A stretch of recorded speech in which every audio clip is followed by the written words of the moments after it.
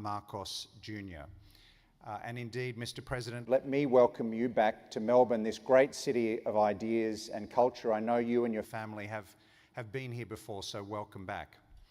Let me acknowledge the traditional custodians of the land on which we gather today, the Wurundjeri Woiwurrung. I pay my respects to their elders. I'm Michael Fullilove and I'm the Executive Director of the Lowy Institute.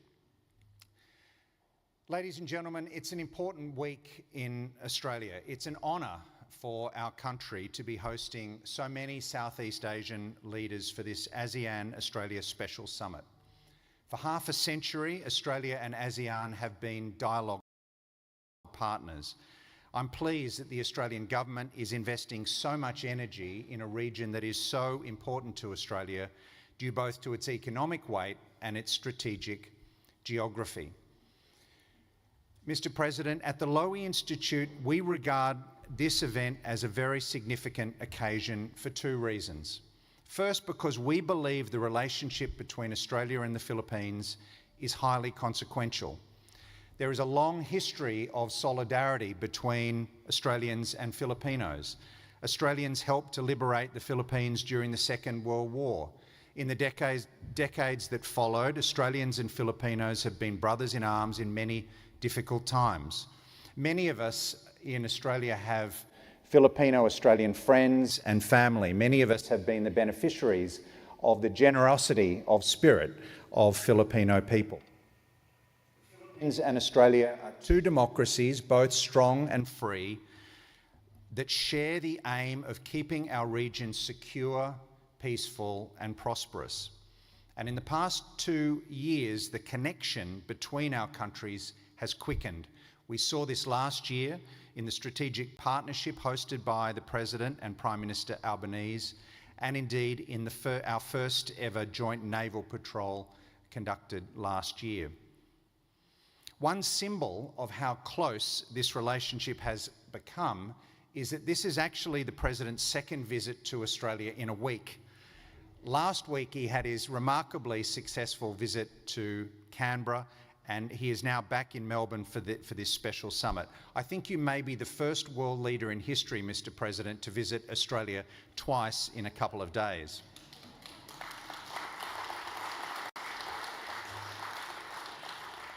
We are a long way away, so you do deserve a round of applause for that. The second reason that we've been looking forward to this event is that in the period since his election in 2022, President Marcos has emerged as one of the most interesting, influential and closely watched leaders in Southeast Asia. Many of us watched your address to the Parliament last week, Mr. President, and I'm very much looking forward to your remarks today. If there's anyone who thinks that individuals don't matter in politics, I'd invite them to look at the changes in the Philippines in the past 18 months, in particular the way that Manila has become so much more determined to defend its sovereignty. Ladies and gentlemen, I'm now very pleased to call on the Deputy Prime Minister of Australia, Richard Marles, to introduce President Marcos.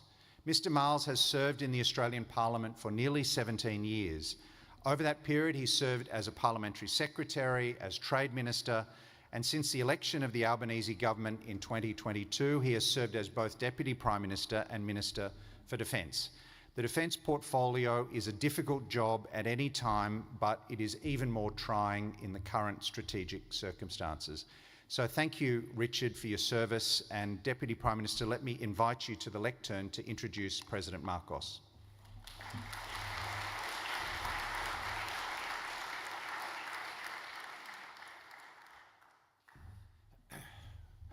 Well, thank you, Michael, and can I also start by acknowledging the Wurundjeri people of the Kulin Nation and pay my respects to elders past and present.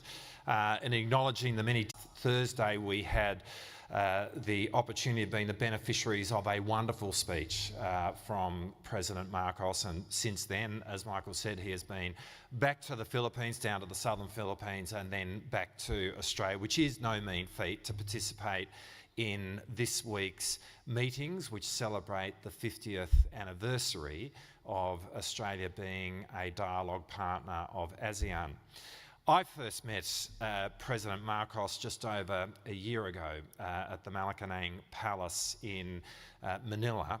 It is a beautiful building which today hosts government meetings, and after a very warm and productive bilateral, I asked the President whether this was in fact the place where he grew up. He said to me it was, and then asked if I would like to go on a little tour. And with delight, that was an invitation which I eagerly accepted. And it was an example of how the President is disarmingly down to earth.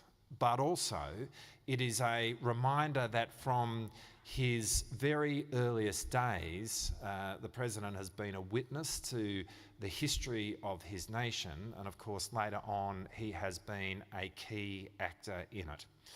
In 2022, on his own election to the presidency, President Marcos received a popular vote of 58%, which is one of the largest mandates in the history of the Philippines.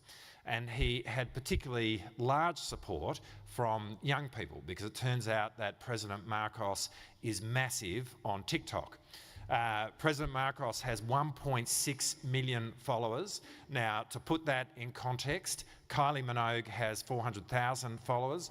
The Geelong Football Club has 200,000, and when the Labor Party last posted a post involving me, I had a grand total of 10 likes. So the President is certainly doing something that is deeply impressive to me. On his election to the presidency, he was immediately interested in education, a passion which he shares with his wife, Liza. Agriculture has been central to President Marcos's political mission, going right back to his days as the governor of Ilocos Norte province back in the 90s, when he was able to see that province become self-sufficient in rice production. And unusually but very significantly, he swore himself in as the first Agriculture Secretary of his own presidential administration.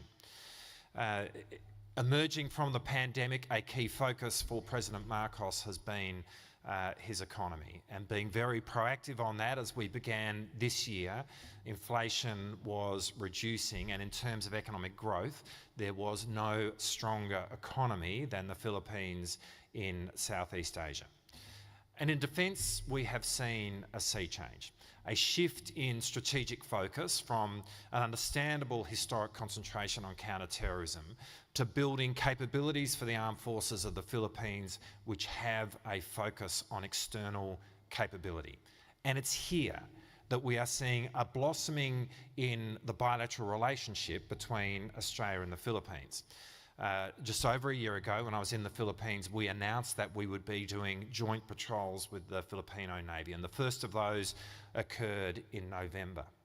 In August of last year, President Marcos and I witnessed an amphibious landing that was undertaken by both of our defence forces at Zamboanga, which was as part of Exercise Outlaw, which was the largest exercise that Australia participated in beyond our shores in 2023. And that says something about the significance that we now place on our bilateral relationship with the Philippines. As two island trading nations, we are deeply invested in freedom of navigation, the UN Convention on the Law of the Sea, on the global rules-based order. And so a relationship which has had a long history of people-to-people links now has at its core a very significant strategic dimension. And that's why it is fair to say that as we gather tonight, the relationship, the bilateral relationship between our two countries has never been more significant, has never been deeper. And in President Marcos, Australia has a dear and valued friend. And so it is my enormous privilege tonight to introduce to you Ferdinand Marcos Jr., the President of the Philippines.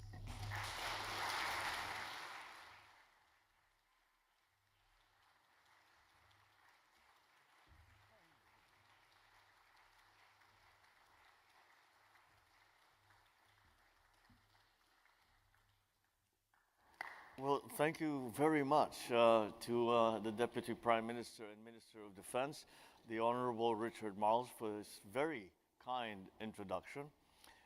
Dr. Fulilov for the invitation to speak here at Lowy. The Minister for Trade and Tourism Senator, the Honorable Don Farrell. The Senator, the Honorable Simon Birmingham, Shadow Foreign Minister. Secretary Manalo, Ambassador de la Vega, and the friends at the Lowy Institute, distinguished guests, ladies and gentlemen, good afternoon. I thank the Lowy Institute for this opportunity to share my views on the Philippines' perspective on these so-called great power rivalries and to speak to some of the brightest strategic minds in Australia, a country that the Philippines holds in high regard. The Philippines and Australia are maritime democracies bound by meaningful commonalities. As the oldest democracies in the Pacific, our respective strategic perspectives and actions are grounded in our shared values. As pioneers of the post-war international order, we have an enduring commitment to upholding the rule of law, justice, and equity in international affairs. When I addressed the Parliament of Australia last week, I had the opportunity to reflect upon our shared history, our present bonds, and our common aspirations for the future. Our respective histories and identities and our similar but separate perspectives demonstrate that there exists in the region, and indeed across the world, a multiplicity of actors, each with its own distinct interests and aspirations. The Lowy Institute understands this, having devoted much energy to discerning the multiple strategic calculations that motivate the various actors in this region and to measure the capabilities through the Asia Power Index. But this does not seem to be clear to all. There are those who continue to see regional development solely from the narrow prism of great power rivalries. There are those who reduce these developments for a regional digression towards outdated Cold War paradigms. And there are those who see in these developments a potential return to the hierarchical international system of centuries past. The Philippines, of course, understands that widening geopolitical polarities around the world and the sharpening strategic competition between the People's Republic of China and the United States of America have become a reality permeating the regional strategic environment. But we caution against overemphasizing this reality.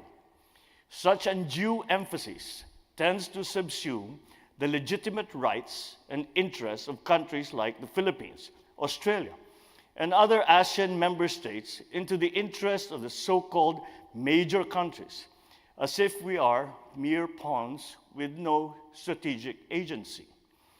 It also obscures our judgment. It distracts us from calling out aggressive, unilateral, illegal, and unlawful actions for what they are: attacks against the rule of international law and the principles of the Charter of the United Nations. Indeed, there are those who sometimes justify such provocations under the pretext of geopolitics and mischaracterize the remedies availed of by the aggrieved as mere tactics in this grand strategic game. If we are to successfully navigate the treacherous waters brought about by this recent geopolitical flux, we need to clarify and we need to have foresight. The future of this region will be shaped not by one or two, but by many actors, and they will each demand that their voices be heard individually and collectively, as indeed they should be. Thus, the Philippines begins any conversation regarding great power competition with a strong rejection of any subordination of our distinct national interests and denial of our sovereignty and strategic agency. Ladies and gentlemen, we acknowledge the undeniable importance of the People's Republic of China and the United States of America, sorry,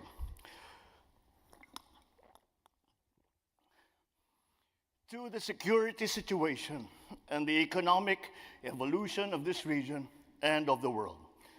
We must deal with both of them constructively. Along with Australia, the Philippines is the oldest treaty ally of the United States in Asia. We forged this alliance by our own choice, and we continue to strengthen it by our own choice. Our alliance has been a pillar of regional stability for decades, and we all need for it to continue to be a force for good in the coming years. It is rooted in a long history, built upon shared values and strengthened by mutual respect as equal and sovereign partners. At the same time, centuries of friendship and kinship bind the Filipino and Chinese people. We pursue with the People's Republic of China comprehensive strategic cooperation founded on mutual respect and mutual benefit. Our independent foreign policy compels us to cooperate with them on matters where our interests align, to respectfully disagree on areas where our views differ, and to push back when our sworn principles, such as our sovereignty, our sovereign rights, and our jurisdiction in the West Philippine Sea, are questioned or ignored. In this specific context of the South China Sea, our interests are clear. They lie in ensuring that the universal and unified character of the 1982 United Nations Convention on the Law of the Sea, or UNCLOS, and in the final and binding determinations of the South China Sea Arbitration Award of 2016 are firmly and consistently upheld. It is unfortunate that despite the clarity provided by international law, provocative, unilateral, and illegal actions continue to infringe upon our sovereignty, our sovereign rights, our jurisdictions. This pattern of aggression obstructs our path towards ASEAN's vision of the South China Sea as a sea of peace, stability, and of prosperity. As a country committed to the cause of peace and the peaceful settlement of disputes, the Philippines continues to tread the path of dialogue and diplomacy despite these serious difficulties. We will continue to engage China bilaterally and through ASEAN-led mechanisms to address our differences at sea. We are determined to make our bilateral mechanisms with China work, and we will leverage our bilateral mechanisms with other claimant states towards the peaceful management of disputes. Our adherence to the 2002 ASEAN-China Declaration on the Conduct of Parties in the South China Sea remains steadfast, and so is our commitment to working with ASEAN and China towards an effective and substantive code of conduct that finds its moorings in UNCLOS and respects the interests of all stakeholders, including Australia. And yet, these efforts are not pursued in a vacuum. A conducive environment where tensions are effectively managed is crucial to the success of the COC negotiations. We shall never surrender even a square inch of our territory and our maritime jurisdiction. In this regard, we are upgrading the capabilities of our Coast Guard, pursuing the modernization of our armed forces, and earlier this year, I approved the updated acquisition plan of the armed forces of the Philippines called ReHorizon 3, in line with our comprehensive archipelagic defense concept. Our forces must be able to guarantee, to the fullest extent possible, Filipino nationals, Philippine corporations, and those authorized by the Philippine government, unimpeded and peaceful exploration and exploitation of all natural resources in areas where we have jurisdiction, including and especially our exclusive economic zone, in accordance with international law. Philippine agencies, forces, and institutions are working to strengthen our capabilities. We are on the front line of international efforts to preserve, defend, and uphold the rules-based international order, the same platform from which the post-war Asian economic miracles took off, and upon which the continued prosperity of countries like Australia relies. Ladies and gentlemen, we in the Indo-Pacific cannot ignore the existential impact of great power rivalries upon the survival of our peoples and our communities. Amidst the alarming reversal of the historic trend of decreasing nuclear stockpiles in the region, we must remember that the tragic humanitarian consequences of nuclear weapons use were borne by peoples of this region, the hibakusha of Hiroshima and Nagasaki, and the victims of nuclear tests in the Pacific. It is time to bring Indo-Pacific issues to the fore of global conversations on nuclear disarmament. The People's Republic of China and the United States must engage in meaningful dialogue to maintain strategic stability and to limit any nuclear arms buildup. The Philippines and Australia, along with Japan, are at the forefront of efforts to reduce nuclear risks in the region. These nuclear risks demonstrate the need for great powers to manage their strategic competition in a responsible manner. We in the Indo-Pacific must ensure that great powers do not treat the world as an arena for their competition. The pursuit of the great powers' respective strategic goals must never come at the expense of the interests of smaller states, nor of regional and international peace. At the same time, we must also put things into their proper perspective. Great power rivalries constitute only one of several storms that render turbulent the waters that confront humanity's common journey at this crucial juncture. In addition to widening geopolitical polarities and sharpening strategic competitions, we are also confronted with uncertainties posed by transformative technologies and the existential threat of climate change, even as persistent inequities and inequalities within and among our nations remain unresolved. Amidst challenging global tides, we remain convinced that the only ballast stabilizing our common vessel is the rules-based international order.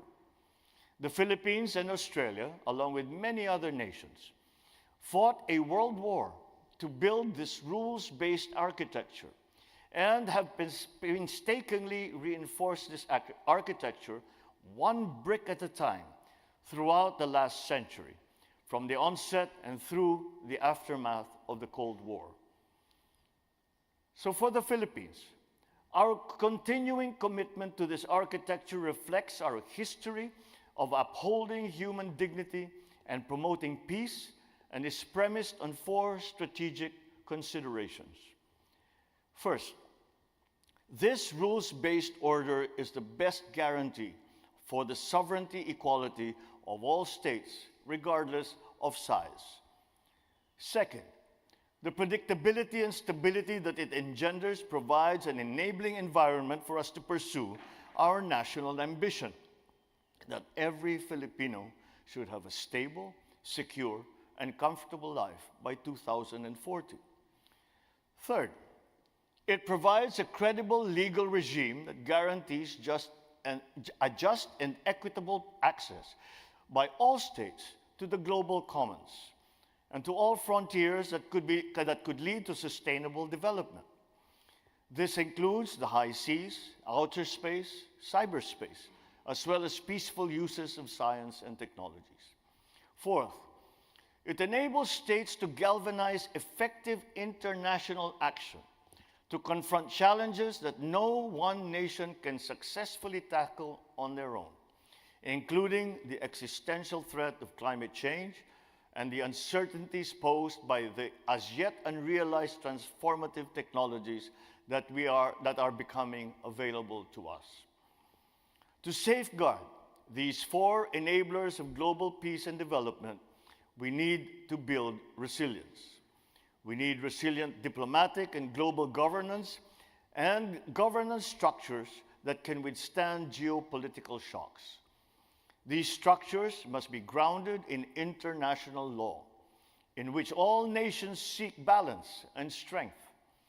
They must remain credible providers of global goods and meaningful venues for nations to pursue common ground and decisive and equitable solutions to global and regional problems.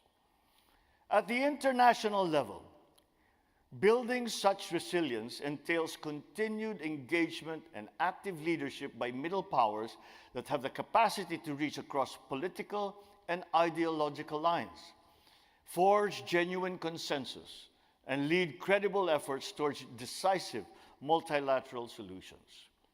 At the regional level, this means continued centrality of ASEAN in the regional architecture and active engagement by all stakeholders in ASEAN-led mechanisms. We must also build economic resilience against future uncertainties. We need to ensure that our economies remain powerful tools that positively shape the lives of our people and ensure the sustainability of the planet. We expect Australia's Southeast Asia Economic Strategy to 2040 that will build on the new ASEAN-Australia-New Zealand Free Trade Agreement and the Regional Comprehensive Economic Partnership. We welcome with growing interest in Australia to explore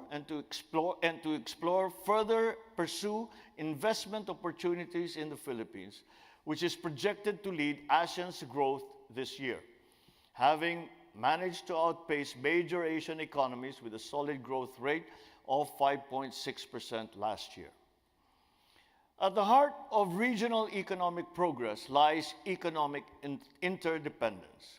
As nations engage in mutually beneficial trade and investment, they become stakeholders in each other's success. Yet, the Philippines also understands concerns regarding the strategic risks that integration entails. So amidst talks of decoupling and de-risking, what we seek is resilience to such risks. I am therefore of the view that securing strategic sectors and critical infrastructure is critical to our security and our development. Securing our nations entails securing our economies and enhancing the resilience of our supply chains.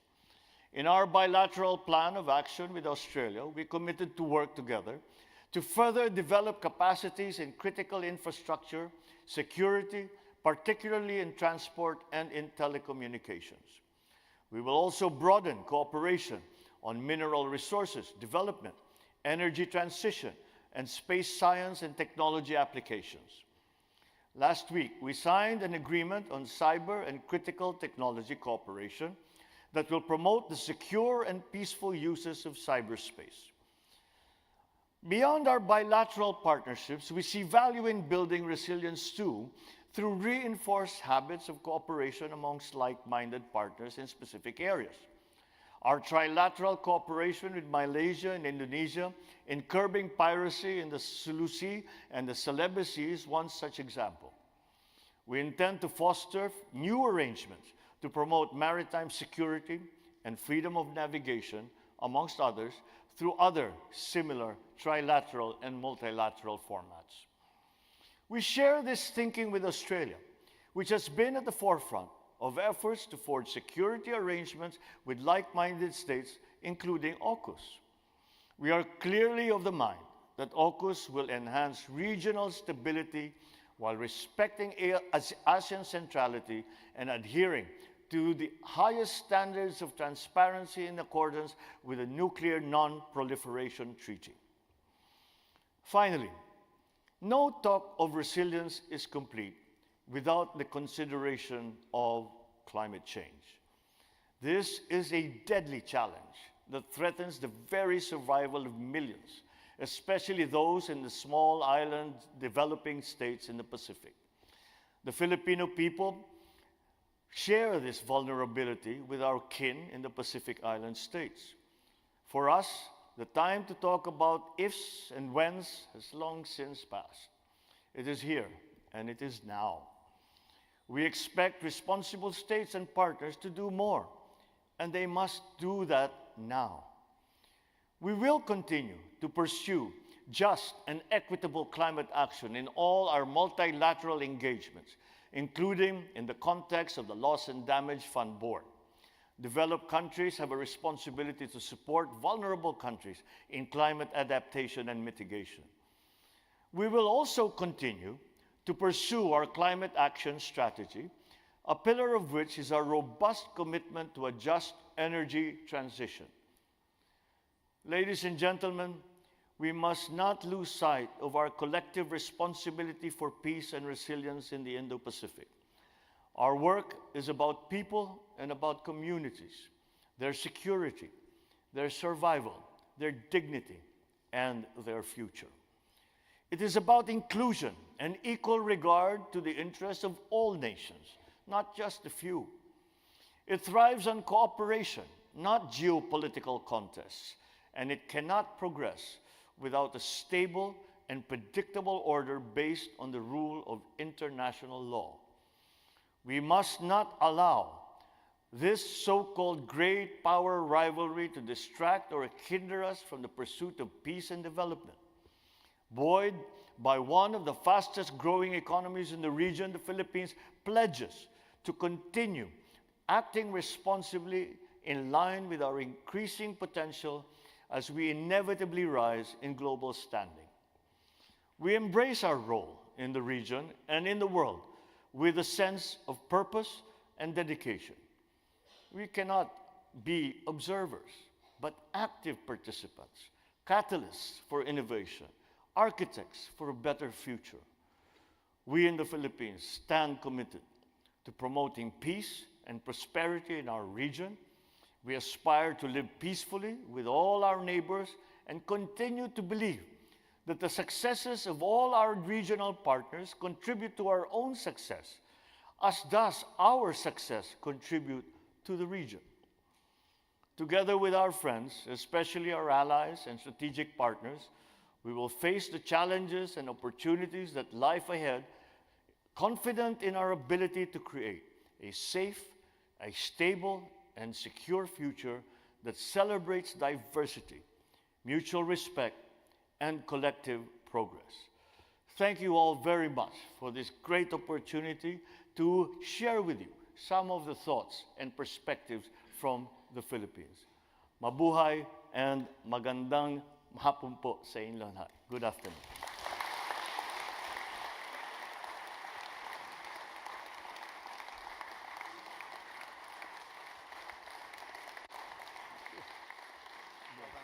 Thank you. Oh, we're here. All right. Very good.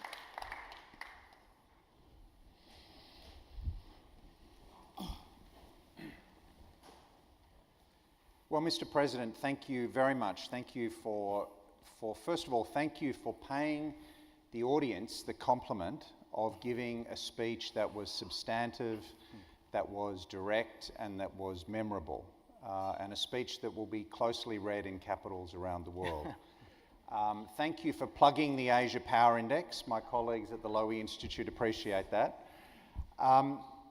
And thank you for agreeing to take some questions from me and also from our audience. Let me start by asking you about the theme of sovereignty and territorial integrity. In your speech today, you talked about actions in your part of the world that were provocative, unilateral, and unlawful. And you said, "We shall never surrender even 1 square inch of our territory and maritime jurisdiction." And last week in your speech to the Parliament, you sounded that theme too. You said, as in 1942, the Philippines now finds itself on the front line. And you said, the challenges that we face may be formidable, but equally formidable is our resolve. We will not yield. Now, these are powerful words. And the world has noticed how you have been more assertive than your predecessor in countering Chinese actions to block your fishermen from accessing their fishing grounds, to intimidate Filipino maritime forces. Why is this so important to you? Why have you taken this stance? Well, it is, I took an oath, and then in that oath, the oath is to support and defend the Constitution of the Republic of the Philippines.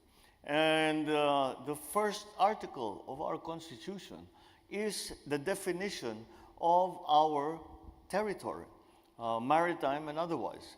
And these have been validated over very many years. The original definition, actually, of our boundaries were laid out on the Treaty of Paris after the Spanish-American War. And since then, we have been that definition, if you want to call it that, has been validated by many actions by, for example, the United States, by UNCLOS, and the baselines agreement that we have had, and it has been recognized as the sovereign territory of the Philippines. And therefore, it was not, in my view, when I came into office, we simply have no choice. We must defend the territory of the Republic. And that is a primordial duty of a leader.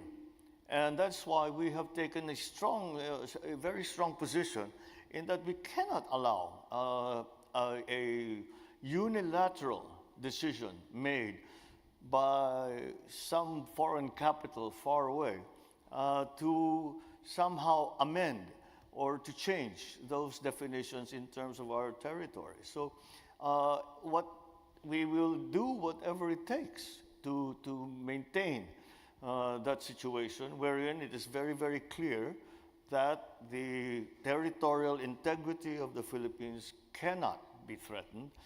And if threats are made, then we must defend against those threats.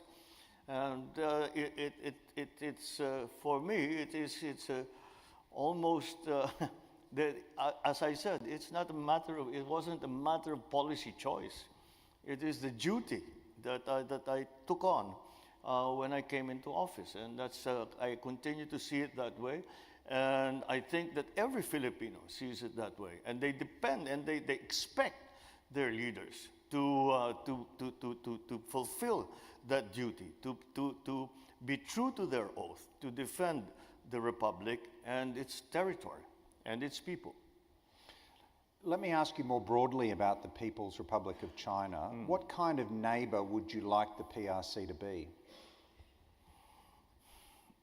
Well,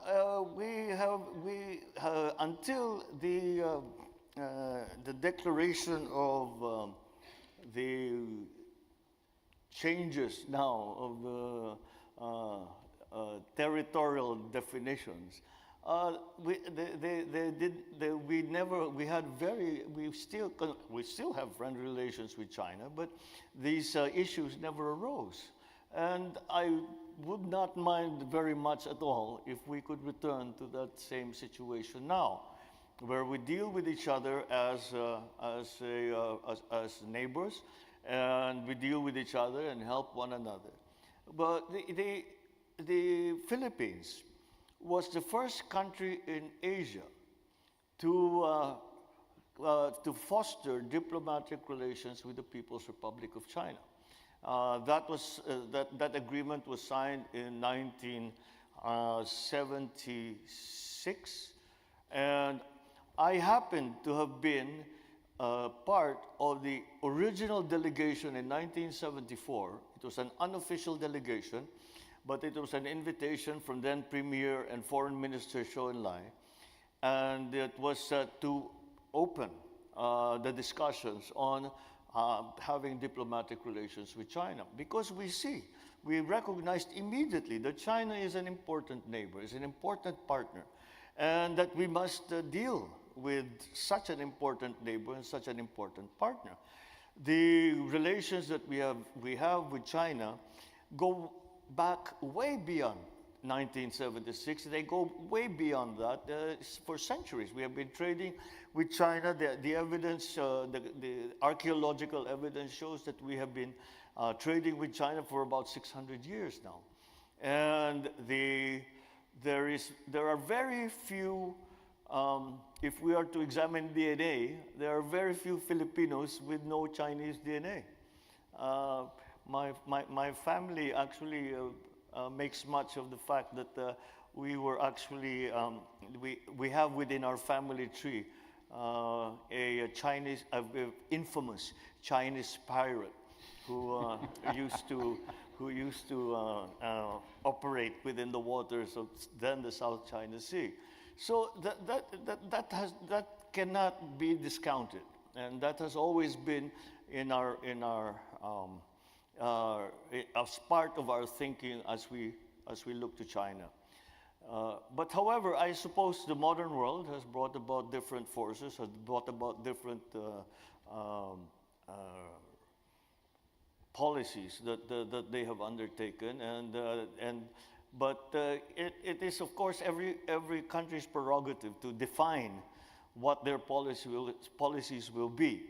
But I think that even the powers that be will understand that it is, as I said, our duty to continue to defend the sovereignty of the Republic of the Philippines, its territories, its sovereignty, its sovereign rights, its people, and its territory.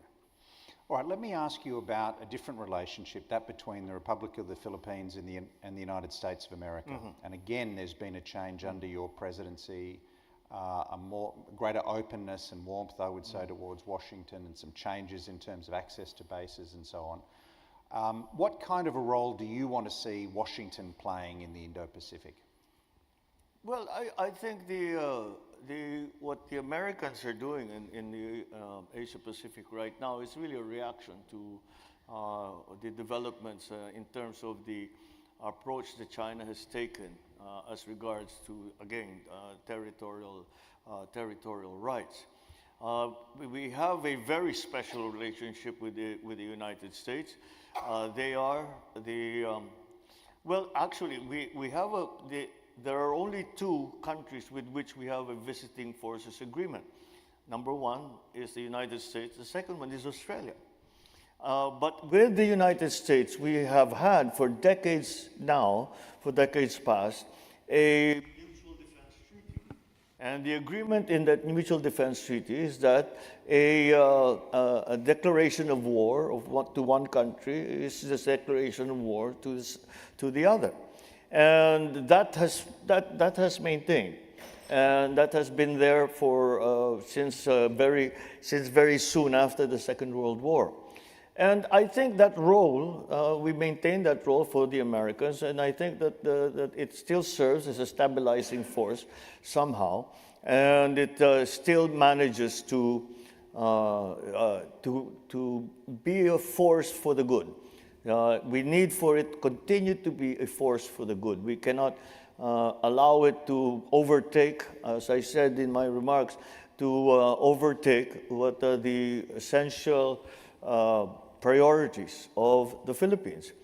And I've always wanted to make it clear, because there is a narrative out there that is going around that we are at the beck and call practically of the United States when it comes to these foreign policy decisions, especially surrounding the South China Sea. But let me make it very, very clear. The Philippines acts for its own interests. And the decisions that we make when it comes to foreign policy are decisions that we make because we believe and are convinced and know that it is in the national interest. It is not a policy that has been foisted upon us by any country. It is something that we have come to on our own. It is a conclusion that we have arrived at by ourselves, and we have acted upon those conclusions that we have made. So it really goes back to a rejection by the Philippines of a regression into the old bipolar Cold War formula, wherein the smaller countries, such as the Philippines, would basically were basically forced into choosing. You choose to be with the United States or with the Soviet Union. And in a way, it was a simpler time, and it was easier perhaps for countries to make that decision. That is no longer relevant. That no longer applies. The world has turned very, very many times since then. And we define our foreign policy really very simply. Our foreign policy is grounded and anchored on the continuing promotion and work for peace, and the continuing promotion and work for the national interest of the Philippines. And that is what guides us. That is that is the principle that we follow. And I think it is the right one. Let me ask you about the theme that you were just discussing, and that is the rights and prerogatives of smaller countries in the region. The powerful point I think you were making in your remarks today is that we can't shrink Asia to the dimensions of great power competition between the United States and China, that there are many countries in our region and all of us deserve a place in the sun, and none of us wants to live in the shadow of one big country. You said that we need to be active participants, not observers. Do you think other countries in the region are rising to that challenge? Are they being active participants in international relations, or are they simply observing the great power competition? Well, if we are talking about Asia, ASEAN, Indo-Pacific as well, I cannot think of an example where people are just standing idly by and watching events go on, evolve, without taking any action. Because the world being what it is now, so interconnected, it is impossible to find a global event or a international event, no matter where it is, that does not affect you, your country, your people. Just as a simple example, when Russia entered Ukraine, we in the Philippines were saying, well, that's not a good development, but it shouldn't affect us at all. It's very far away. We were quite mistaken thinking that, because within weeks, the effects of, for example, the fertilizer prices, the loss of the supply chains, the interruptions in the supply chains, suddenly our economies greatly suffered from that. Again, when the attack on October 7th of Hamas into Israel, again, you said, well, neither of them are oil producing, so it shouldn't bother the oil prices, which is something, of course, we all look at to see what the trends are. And we were once again mistaken, because yes, Gaza does not produce any oil, neither does Israel, but the implications of that increasing conflict has now hit all of us because of what's happening in the Red Sea, what's happening in the rest of the Middle East, what's happening between Iran and the United States.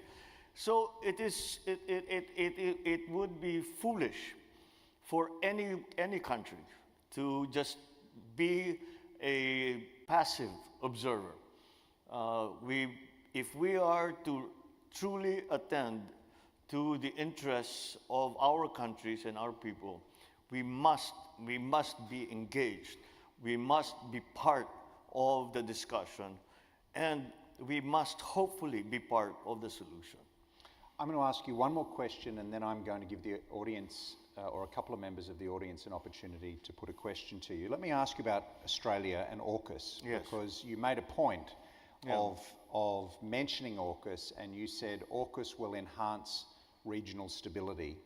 Why do you think that's the case? Why are you pro-AUKUS, and what sort of role in the Indo-Pacific do you want to see Australia playing? Well, I think it follows just a very simple basic principle that a coalition has, because it has a larger base, is much more robust in resisting any kind of unilateral move by any other country. And AUKUS being another one of these partnerships or alliances that have been formed, I think strengthens the position of Asia, of ASEAN, of the Indo-Pacific, once we are confronted with challenges and threats.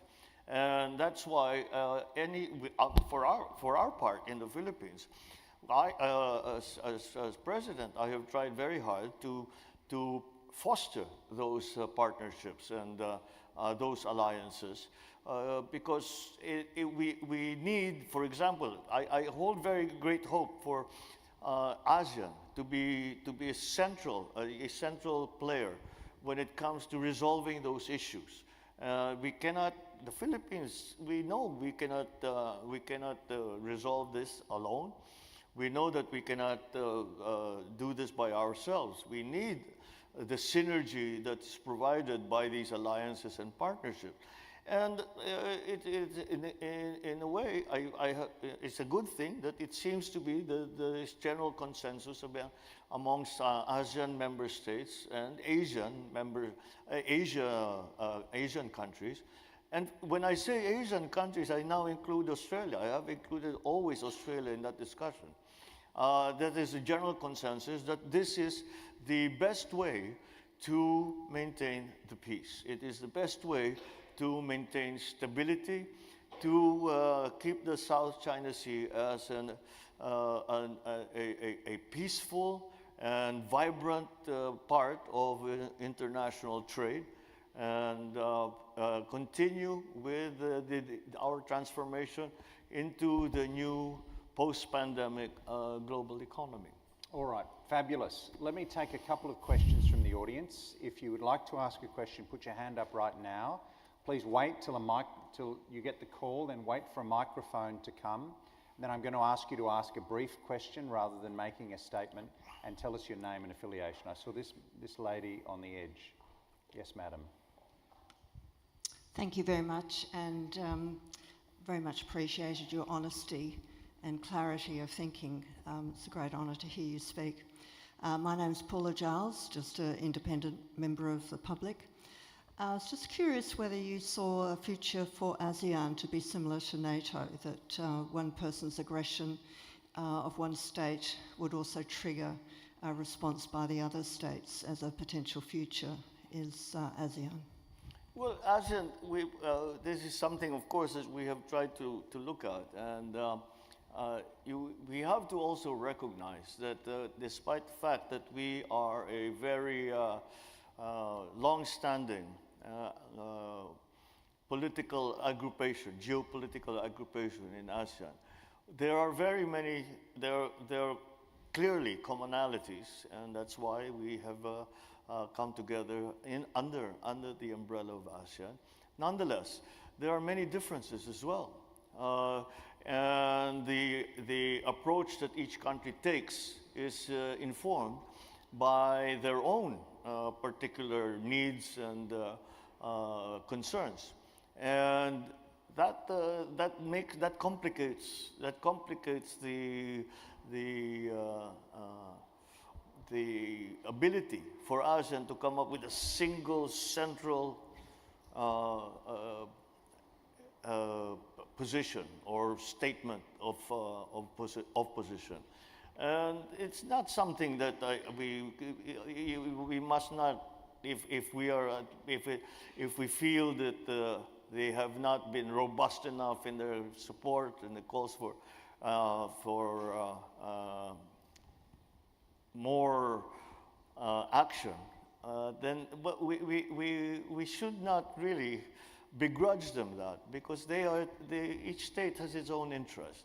What we are looking for is simply a very simple foundation, and that is the rule of law, UNCLOS.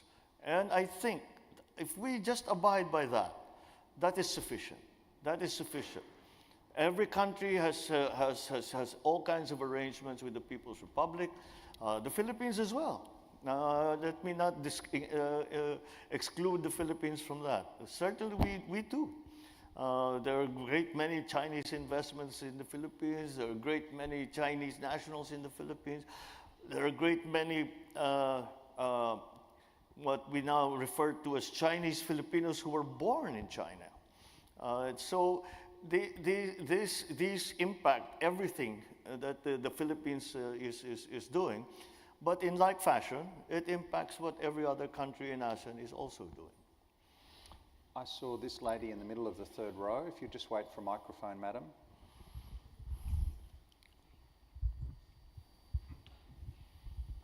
Good afternoon, Mr. President. Good afternoon.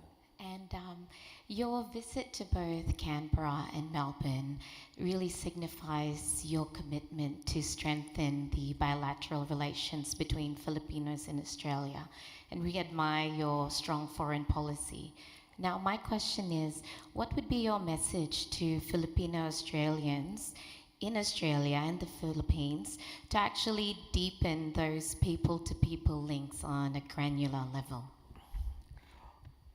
Well, I would really just start any response to that by saying that our nationals who have come to work and live, the 400,000 now, who have come to work and live in Australia, have done us proud.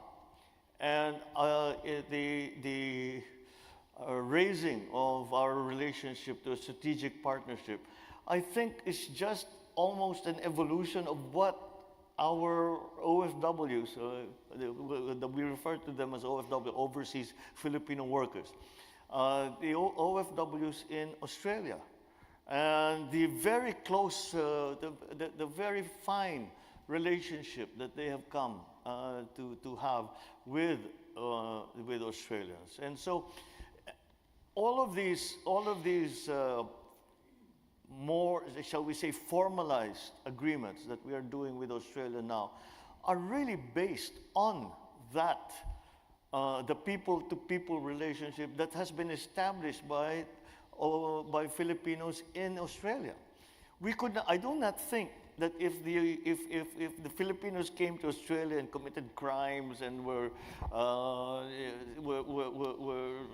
not contributing to society or to their community, or would not assimilate into their communities, then we could not do this. But the Filipinos in Australia have, in fact, managed to do that. And that's why we have the ability now to come to Australia and say, look, this is what we are doing, what our people are already doing with each other. So we might as well formalize it. And there are now new challenges that we need to address. And we can build, that's what we build upon. And so if there is a message to Filipinos in Australia, thank you. Thank you very much for burnishing the image of the Philippines in Australia. Keep up the good work.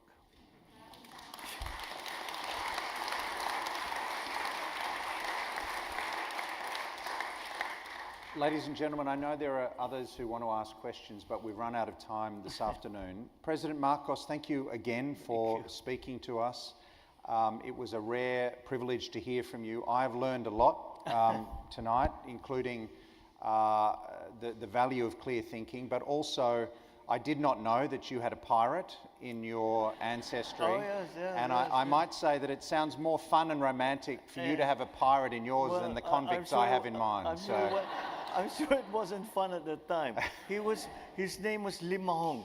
I think many people from the Philippines and China know of him, a notorious pirate who used to operate around the northern Philippines. And right. That's where we come from, right. Our family comes from. So he must have landed one day and yeah. had...